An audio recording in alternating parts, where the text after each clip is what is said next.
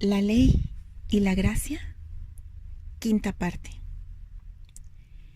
En esta ocasión, tomaremos en cuenta la programación y fecha del año en curso, pues este está por alcanzar la maduración de las espigas. La lluvia tardía, cuando explotaba el Jordán a causa de los escurrimientos por las laderas, y que se desbordaba como una figura del derramamiento del Espíritu de Dios sobre toda la tierra. El abril judío. Aviv. Cuando dos fechas formaron un paralelismo muy particular: la Pascua y la sangre del nuevo pacto,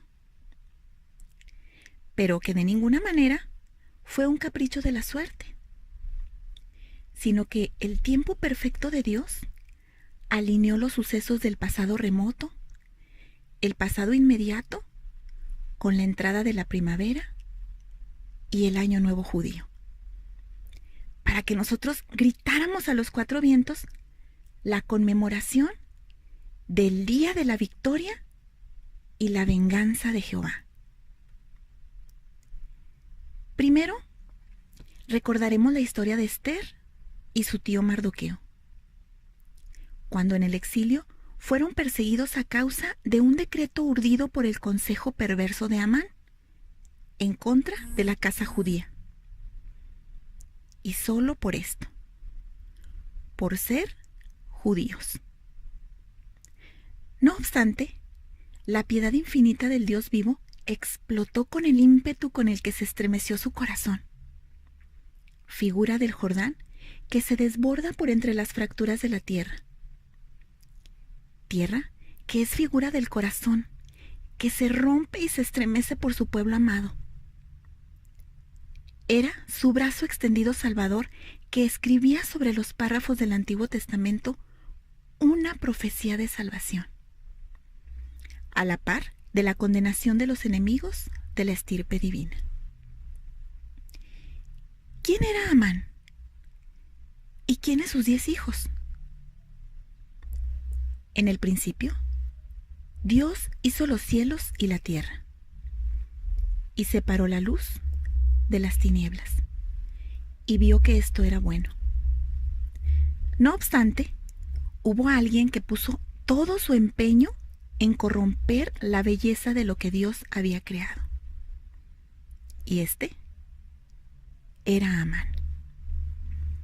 Dios había escogido a un pueblo para ponerlo sobre un monte, el monte de Sión. Y estos sus hijos, separados de las demás naciones, como una lámpara para iluminar toda la tierra, y que las tinieblas no prevalecieran sobre aquella luz.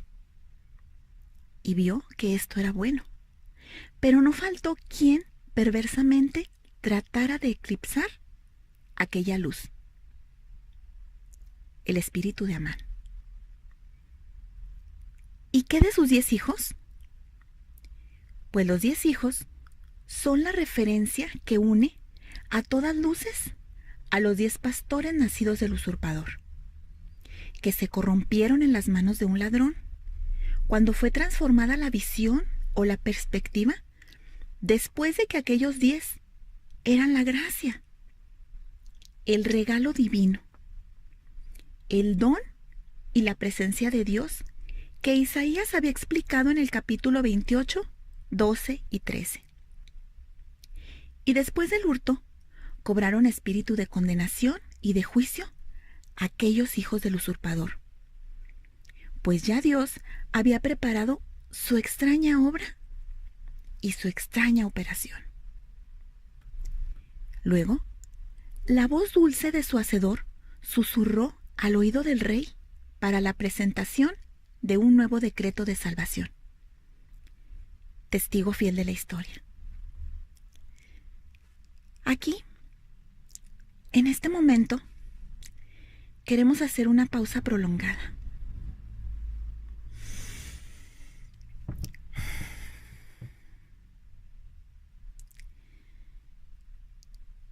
Esta pausa es para hacer énfasis en este suceso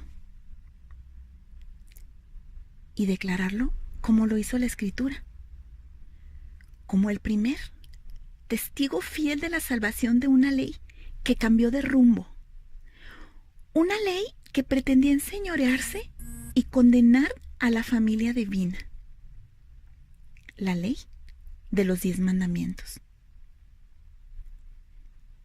También traeremos a la memoria la historia de Daniel, al cual una perversa idea consiguió, por medio de un decreto, dotar de una conclusión al acecho para lanzarlo al foso de los leones. Pero al final de la historia, un nuevo decreto que el rey Darío promulgó alcanzó a sus perseguidores, para los cuales no hubo escapatoria,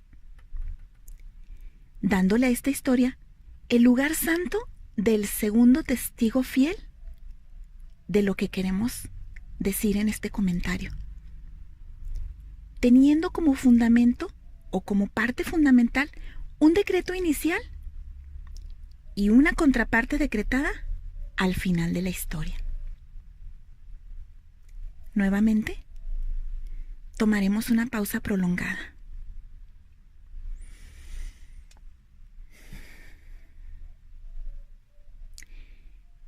Esta pausa la haremos para ir situando el plan divino que nos atañe por medio de este artículo, en referencia con la ley y la gracia, dándole forma al segundo testigo fiel de este asunto. La Pascua formará, pues, la columna vertebral de nuestro comentario, pues la figura de Faraón le da forma y estructura al espíritu que se ensoberbeció y que, lleno de poder, fue condenado por su misma condenación. Solo que los 10 hijos de Amán toman una nueva forma esquemática, apareciendo en la escena como las 10 plagas con las que fue juzgado Faraón, tomando en cuenta que aquellos 10 en nuestro pacto están diseminados por toda la tierra, tanto en el ámbito religioso como en el gubernamental político, o lo que es lo mismo en la política de gobierno. De tal manera que su identificación es elocuente, pues estos mismos han de juzgar a toda la tierra. Cuando la vara de Moisés devoró a las serpientes de los magos de Faraón, había una profecía en ello, pues esta misma vara reverdeció y es símbolo de la resurrección. Y este que resucitó había exclamado: nadie me quita la vida.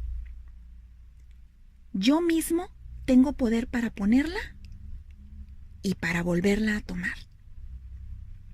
Entonces tomó todos los pecados de los judíos para ser condenado en la cruz. Y al ser juzgado por el ministerio de condenación que estaba en la ley de Moisés, fue llevado al Gólgota, a causa de la multitud de los pecados de su pueblo. Pero tenía un as bajo la manga: un nuevo decreto, pues con el juicio con el que juzgues, con este serías juzgado, alcanzando de esta manera a Satanás y al decreto que les acusaba y que les era adverso, colgándolos en el madero y devorando así a las serpientes de los magos de Faraón, juzgándole a Faraón con las 10 plagas, es decir, los 10 mandamientos de la ley, los cuales se diseminaron como una plaga para cubrir toda la tierra, y aún en nuestros días están por todo lugar, como el ministerio de condenación que un día fue la gracia, el Espíritu de Dios y su rostro mismo, la actitud que tenía su Hijo Jesucristo y que una vez Amán robó. Y la cruz en el Gólgota y el espíritu de su Hijo Jesucristo es la señal de la primavera, del primer mes del año, de la floración de la cebada y de la resurrección del Jordán, del día de la venganza y del amor de Dios derramado como lluvia sobre la tierra, el día de su infinito amor y de su misericordia. De Jehová sea la gloria, el juicio y el imperio por los siglos de los siglos. Porque mía es la venganza, yo pagaré. Amén. Después de este segmento, es evidente que la voz de Dios transformó el esquema y que el reflejo poético se volcó de ser acusadores a víctimas, pero perseguidos por el mismo ministerio de condenación y muerte de la ley. Es decir, un suceso de juicio o de resultado en contra de un mismo poderío. Los tres testigos de los que acabamos de hablar, o las tres historias a las que nos hemos referido, tienen en sí mismas el mismo poderío que perseguía a los hijos de Dios.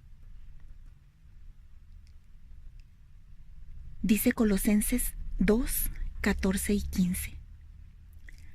Anulando el acta de los decretos que había contra nosotros, que nos era contraria, quitándola de en medio y clavándola en la cruz. Y despojando a los principados y a las potestades, los exhibió públicamente, triunfando sobre ellos en la cruz, para hacer un nuevo decreto: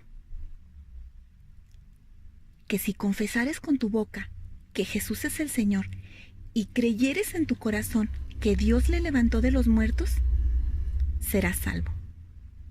Romanos 10, 9. No juzguéis para que no seáis juzgados, porque con el juicio con el que juzgáis, seréis juzgados, y con la medida con que medís, os será medido. Mateo 7, versículos 1 y 2.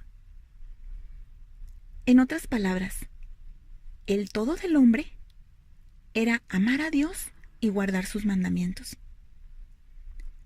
Pero ahora, el todo del hombre es creer en su amor a través del sacrificio de su Hijo Jesucristo y recibir la nueva señal del pacto: el Espíritu del que levantó de los muertos a Jesús para nuestra salvación eterna. El haz que tenía nuestro Dios bajo la manga. Su extraña obra y su extraña operación. Pues para esto había cegado el corazón de los judíos, para convertir la maldición en bendición. Alabado y bendito sea su santo nombre. Amén.